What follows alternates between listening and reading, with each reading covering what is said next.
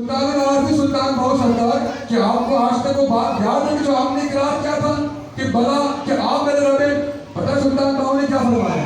کسی کو پتہ ہے؟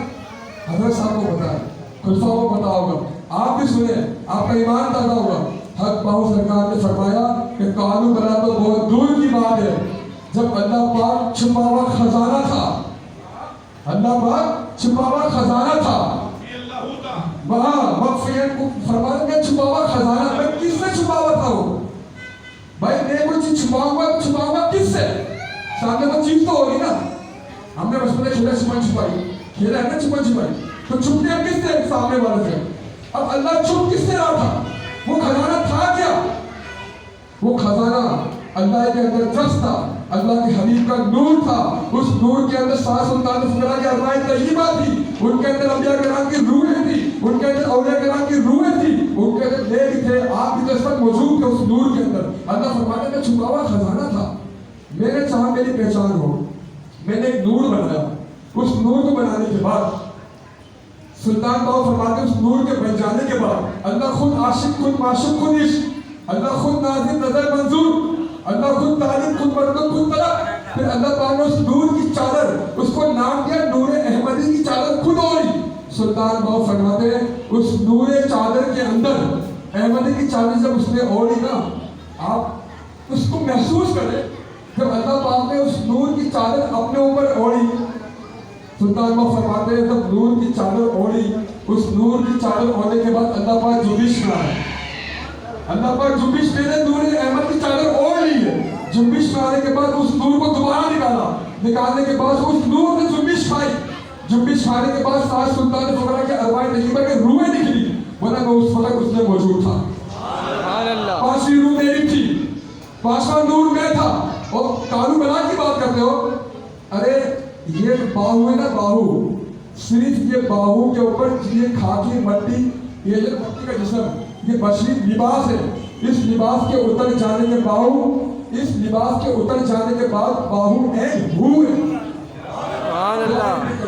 آپ فرماتے کالو بلا بہت دور کی بات، یہ جو باہو ہے نا، باہو، اس کے اوپر جو جسم کا لباس ہے، اس لباس کو میں اتار کے پھینک دوں تو یہ باہو اینڈ ہو ہے، اینڈ ہو، کالو بلا تو بہت دور کی بات ہے۔ یہ عالم خدمت گاروں کا سرکار کا عالم کیا ہوگا، سرکار کا عالم کیا ہوگا یار، کہ جو سرکار موجود نہیں۔ آخری 5 منٹ میں آپ سے اور دوں گا، آخری 5 منٹ۔ دوستو جو کہتے ہیں سرکار موجود نہیں، حیات النبی کی بات کرتے ہیں کہ سرکار کو وہاں جا کے پکارو، وہ سنتے ہیں یہاں سے پکارنا شرک۔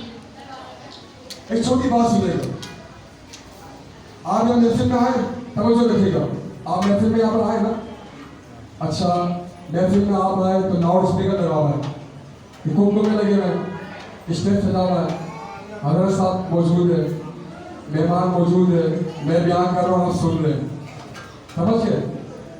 آپ کل آگے یہاں دیکھنا، کوئی نہیں بتا آپ آ جائے اور سوال کرے بھائی تو کل یہاں پر اسٹیج لگا ہوا تھا، کنکو میں لگے تھے، حضرت صاحب تھے، یہ سب کنکو میں کیوں نکال دیے، اسٹیج کیوں نکال دیا، ساؤنڈ کیوں نکال دیا؟ وہ بولے گا بھائی حضرت صاحب تھے تو اسٹیج تھا، اسٹیج تھا تو قالین تھا، قالین تھا تو کنکمے تھے، کنکمے تھے تو مائک تھا، مائک تھا تو اسپیکر تھا، اسپیکر تھے تو تم لوگ آئے تھے، تم سن رہے تھے، آج تم لوگ موجود نہیں تو کچھ بھی موجود نہیں۔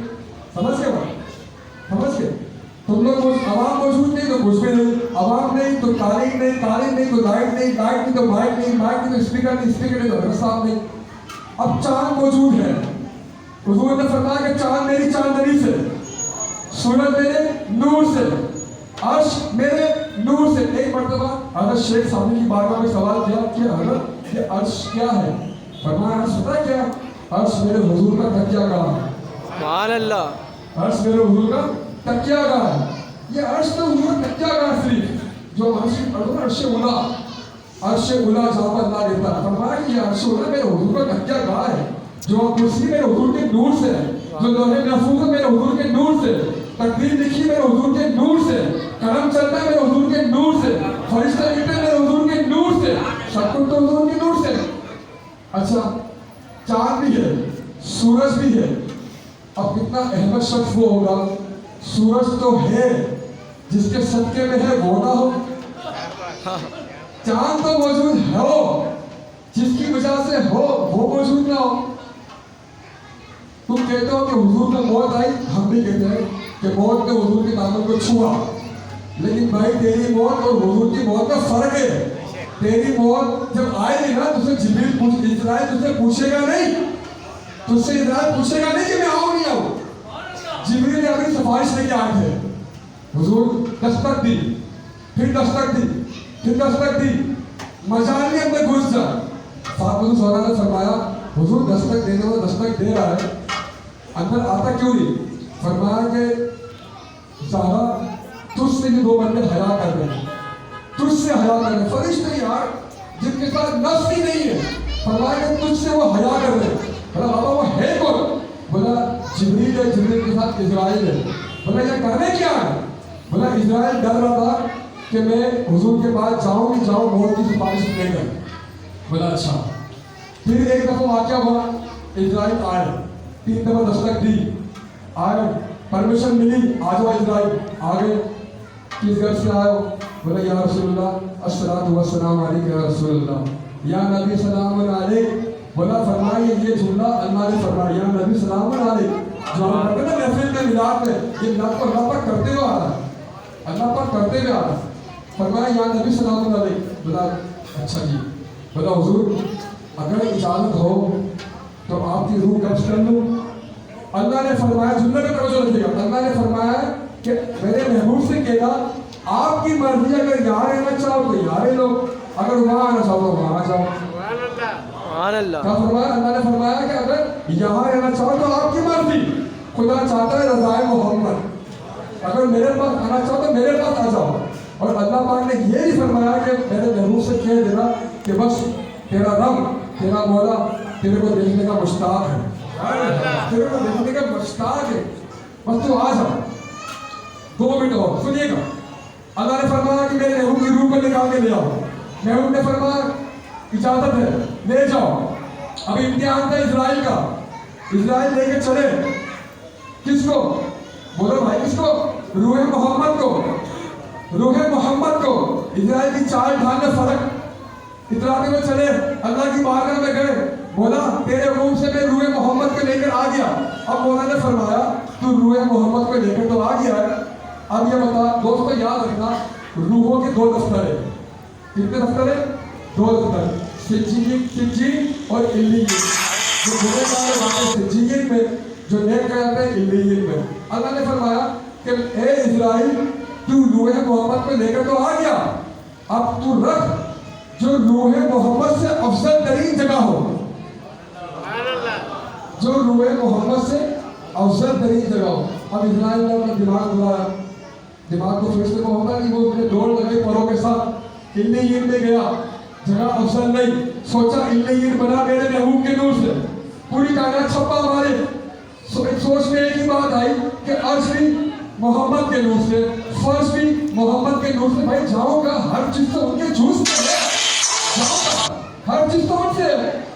अब फिर बारगाह में लेकर बात करा, आपने जो अल्फाज फरमाया अफजल तरीन जगह, मुझे अफजल तरीन जगह नजर नहीं आई। अल्लाह ने फरमाया इजराइल मेरी सुन्नत पे अमल कर। बोला अमल करना क्या अमल कर? बोला ये बता मैंने इस रूह को, जब मैंने कहा ना अफजल तरीन जगह पे रख, तो मैंने इस रूह को इससे अफजल तरीन जगह पे कहाँ रखा? इजराइल ने फरमाया वजूद मोहम्मद ने। क्या फरमाया?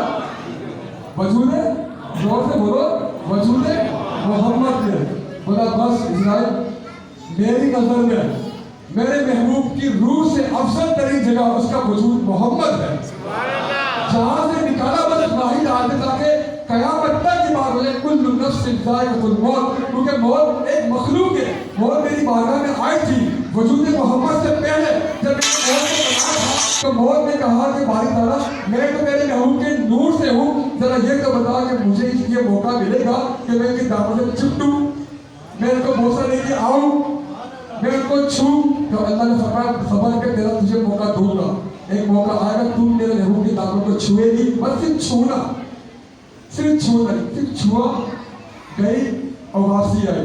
عقل کے پیدا کے جو لوگ ایسی باتیں کرتے ہیں، چاند کو چاندنی کے مانتے ہیں، سورج کی روشنی کو مانتے ہیں، عرش کو مانتے ہیں، فرش کو مانتے ہیں، ارے بابا تم سب کو تو مانتے ہو لیکن جس کے نور سے اس کو نہیں مانتے. حیرت کی بات ہے.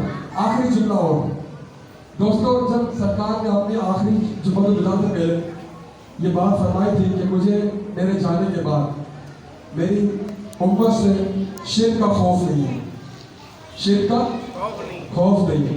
میری امت مال کے محبت میں، دنیا کی محبت میں مبتلا ہو جائے گی.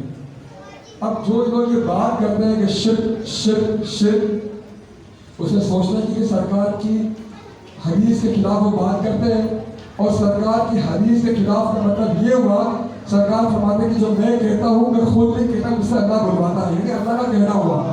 اتنی حیرت کی بات ہے، اس کو استغفار کرنے کی ضرورت ہے کہ سرکار کی حدیث کے خلاف وہ بات کرتا ہے. میرا مضمون کوئی اور تھا. سرکار نے فرمایا کہ میری وہ امت بعد میں مبتلا ہوگی، دنیا کی محبت میں گرفتار ہوگی، لیکن میری امت شرک نہیں کرے گی. صحابہ کرام اٹھ گئے، صحابہ کرام اٹھے.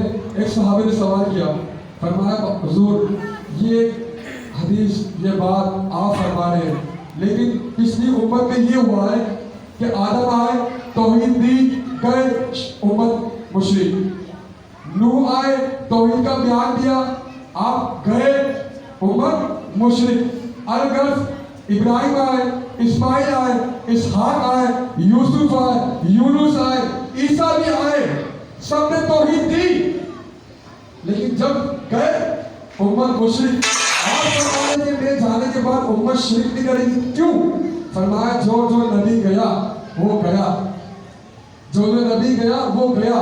ان کی توجہ امت پہ تھی نہیں، میری توجہ امت پہ رہے گی، ہر امتی میں رہے گی. میری توجہ ہوتے وہ مشرک بن نہیں سکتا. النبی اولیٰ بالمؤمنین من انفسہم، یہ نبی تو وہ ہیں جو مومنین کی جان سے بھی زیادہ نبی ہے. سبحان اللہ، سبحان اللہ، سبحان اللہ.